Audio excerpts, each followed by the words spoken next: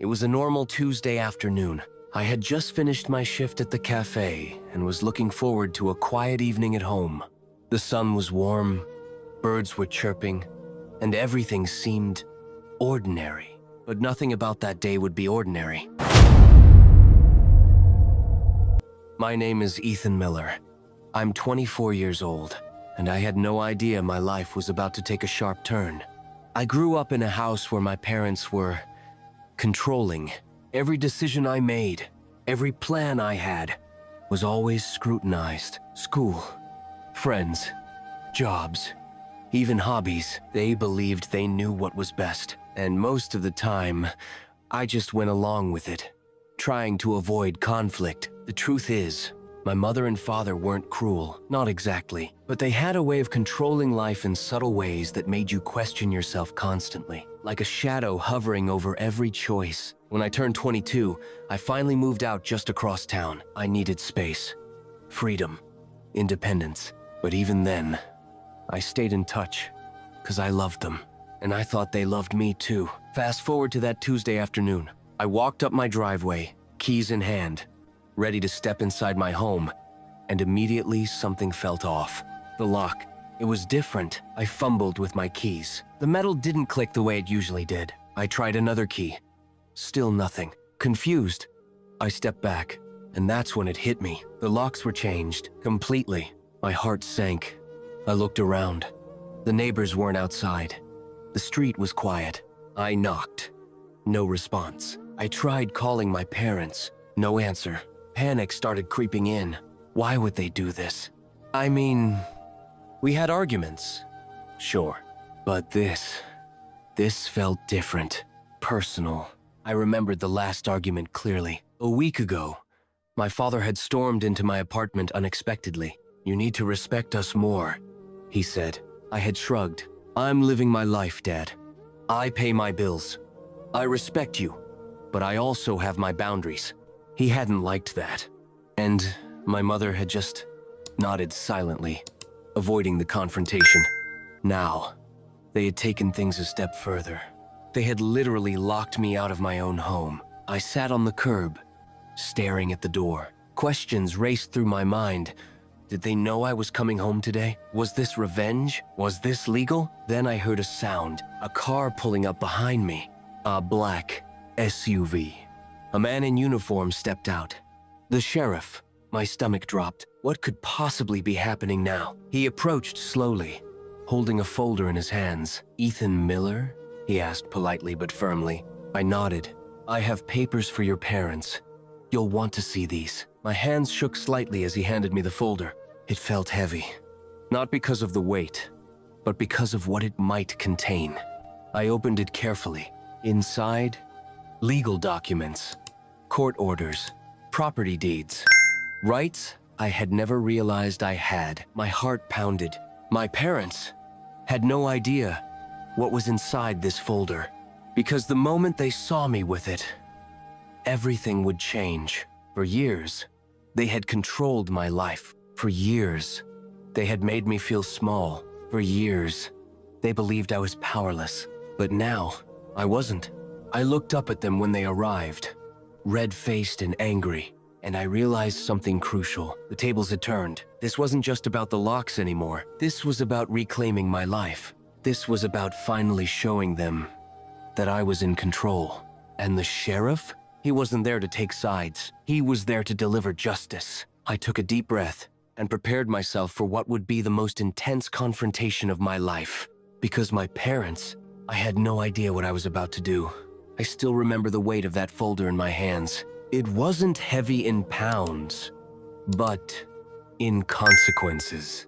Because the moment I opened it, I realized my parents had underestimated me for the last time. The sheriff stood silently beside me, watching as I carefully went through the documents. Property deeds, court orders, legal notices, rights that made me the sole owner of the house I thought was theirs. For a moment, I couldn't breathe. My parents had literally changed the locks, thinking it would keep me out forever. And they had no idea. I held the law in my hands now. I glanced up at my father first. His face was red with anger. "What are you doing?" he barked. Stepping closer, I looked calmly at him. "I'm reading the papers," I said, holding them up. "Papers that prove this house is mine." His jaw dropped. "Mine? This is my house!" he shouted.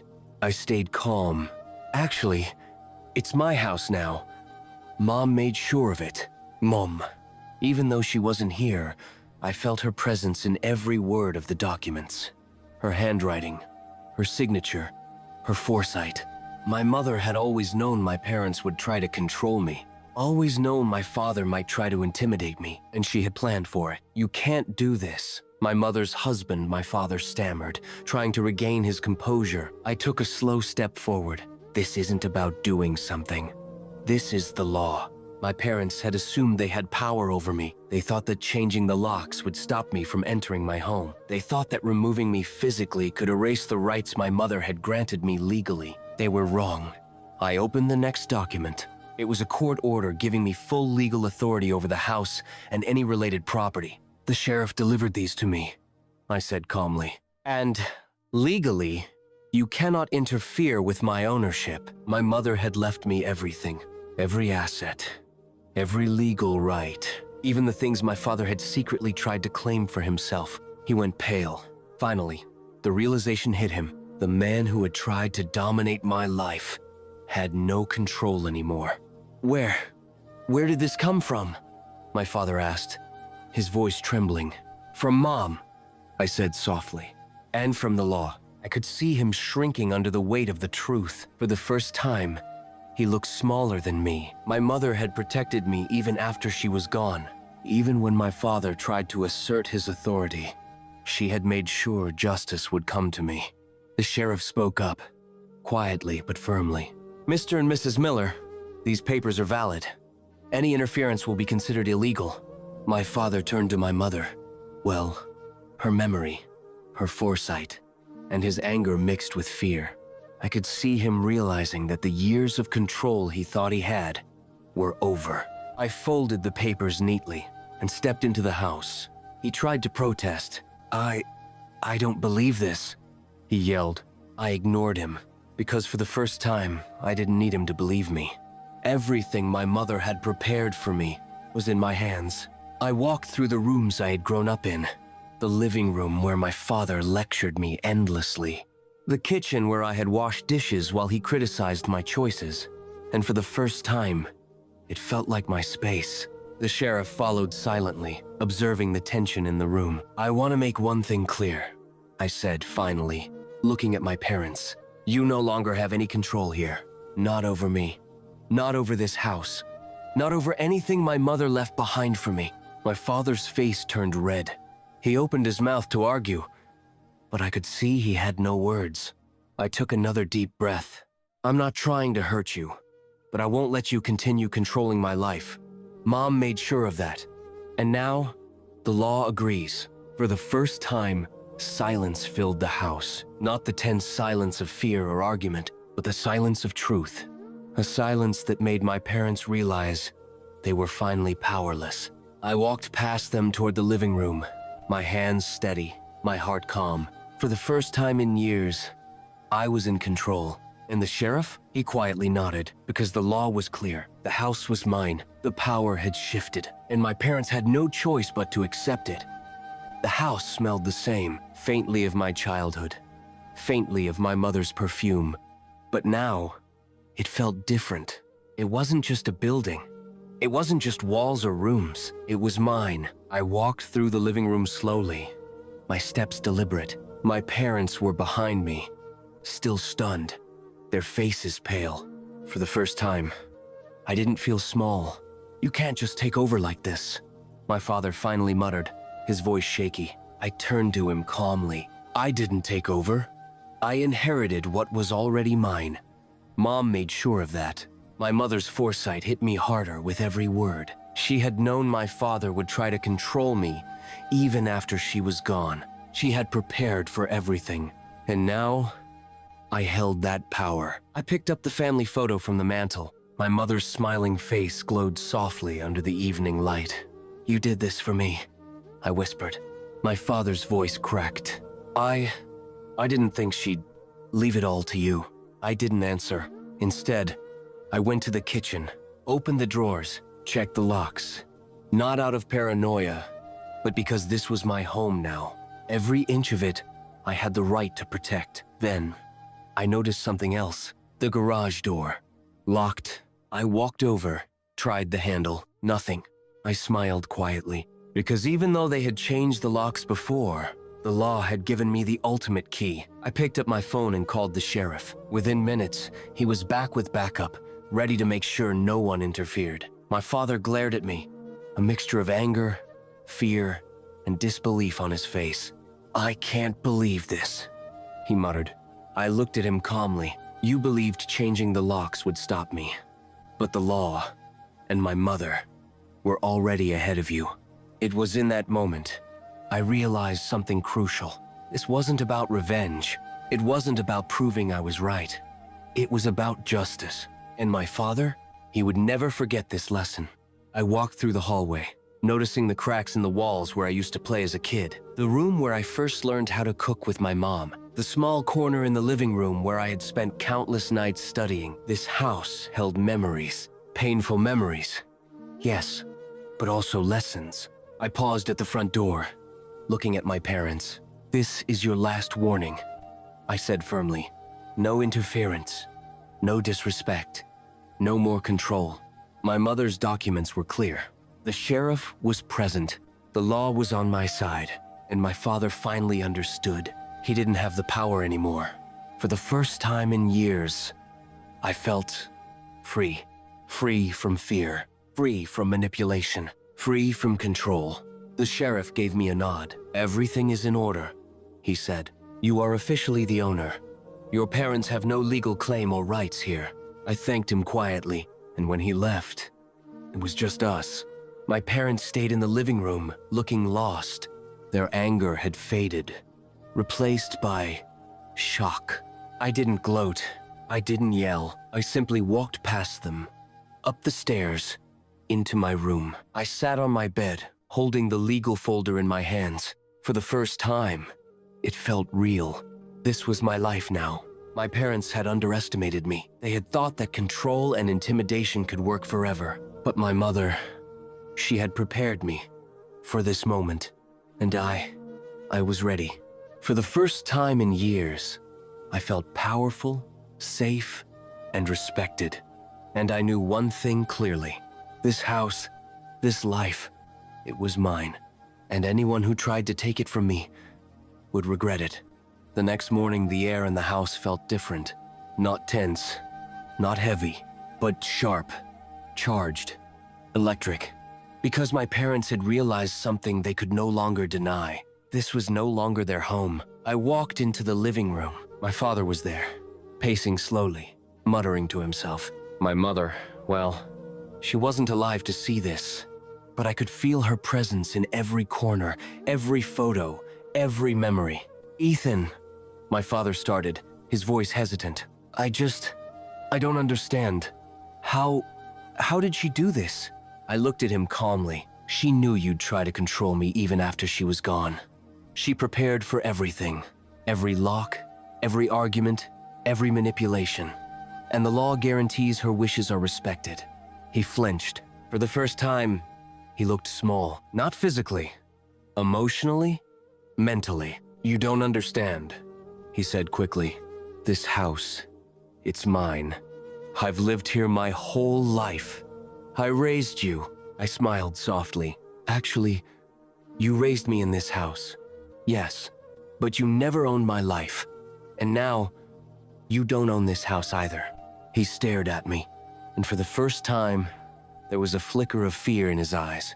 Not because I was angry, but because I was steady, confident, in control. I walked past him to the front door. The sheriff had called, offering support if needed, but I didn't even glance at him. This confrontation, this victory, was mine. "You really think changing the locks will intimidate me?" I asked quietly. "You really thought I'd be powerless?" He didn't answer, because he couldn't. I pulled the folder from my bag, opened it carefully, letting the papers slide across the table. Deed, court order, legal notices, all in perfect order. This is everything, I said, my voice calm. Mom made sure of it, and the law backs it. My father looked down at the documents, furrowed brows, tight jaw, panic. This isn't right, he whispered. I can't believe this. I took a slow breath. Believe it, accept it, or leave. My words hung in the air like a gavel. He froze. Finally, the reality hit him. The man who had controlled me for decades had no power left. You can't just... He tried, but trailed off. I walked slowly toward him. This isn't about anger. It's not about revenge. It's about respect and boundaries. You've lost control, and that's okay. It's time to accept it. My father's shoulders slumped. The fight drained from him. For the first time, he looked small, vulnerable. I paused, letting the weight of the moment settle. I am not your child to control anymore, I said softly. I am Ethan Miller, and this house, this life, is mine.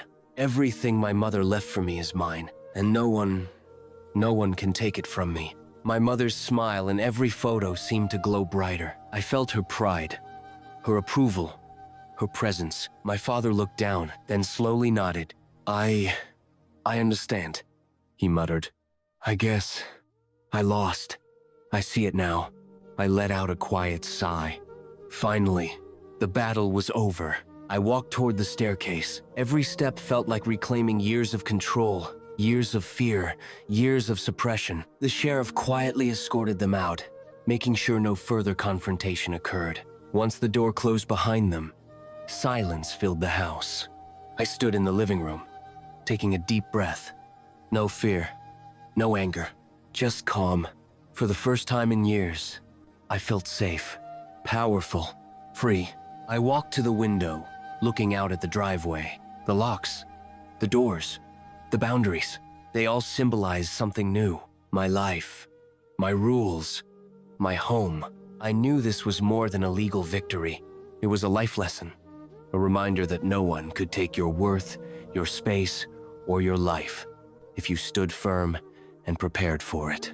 And as I stood there, holding the folder my mother had left, I knew one thing for certain. No one would ever control me again. The house was mine, the power was mine. And my parents finally realized the truth. The house was finally quiet. The tension from yesterday had dissipated, leaving a stillness that felt almost sacred. I walked through the living room slowly, my hands brushing over the furniture. Everything felt different now. Not because the house changed, but because I had. For years, I had been the kid who followed orders, the son who hesitated, the one who silently endured insults and control. Now, I was Ethan Miller, 24 years old, the man in control of his life, his home, and his destiny. I glanced at the front door. The locks gleamed in the soft morning light. The sheriff's paperwork sat neatly on the table. Legal, final, unbreakable. I remembered the moment my parents first saw the folder, their disbelief, their panic, the way my father's face drained of color as he realized the house, the home, and all the property he tried to claim was legally mine. It had been a shock to them, but it wasn't about humiliation. It was about justice. I went upstairs and stood in my mother's old room for a moment. The sunlight poured through the window, illuminating the familiar scent of lavender. I whispered softly, almost to myself, "Thank you, Mom, for everything." Then, I heard movement downstairs, my parents. I walked back down to find them standing near the doorway, hesitant, unsure. My father spoke first, his voice low, almost fragile. I never realized. I held up a hand, gently. "Dad, it's okay. You see it now. That's all that matters." He swallowed hard. I didn't think you'd stand up to me." I smiled softly. "Mom prepared me for this, and the law made sure I had the right to protect myself. This isn't about fighting you. It's about living my life, free from control." My mother's documents had done more than give me legal ownership. They had given me confidence, strength, and freedom. For the first time, I saw them truly realize the consequences of their actions. Their attempts to control me, to lock me out, to intimidate me. All failed. I held the sheriff's folder in my hands once more. It wasn't just papers. It was proof. Proof that I had survived. Proof that I had outgrown fear. Proof that justice could be on your side if you were prepared. I stepped outside, letting the morning air hit my face. The sun was warm, the street quiet. For the first time in my life, I felt safe. My father approached cautiously. I suppose I have to accept this, he said quietly. It's yours. You've earned it. I nodded, not angrily, not triumphantly, calmly. Yes. And now, it's time for everyone to move forward. I turned and walked back inside the house, feeling a sense of peace I had never felt before. Every step was a reminder that I was no longer the powerless son. I was the owner of my life, my home, and my destiny. Later, I sat in the living room, looking around at the walls, the furniture, the memories. Every corner told a story. Painful? Yes, but also victorious. I realized that life had a way of testing you. Sometimes it's through betrayal, sometimes through control, sometimes through people you love who don't understand your boundaries. But when you stand firm, when you fight smart, when you're prepared, you rise. And that's exactly what I did. I had reclaimed my home. I had reclaimed my power. And most importantly, I had reclaimed myself. My parents, they would never forget this day. Not because I humiliated them, not because I gloatingly celebrated, but because I finally stood up for myself. The locks were mine. The house was mine. My life, finally, fully, was mine. I looked out the window one last time and whispered softly, "This is just the beginning." Because freedom, respect, and strength, once claimed, are never given away again.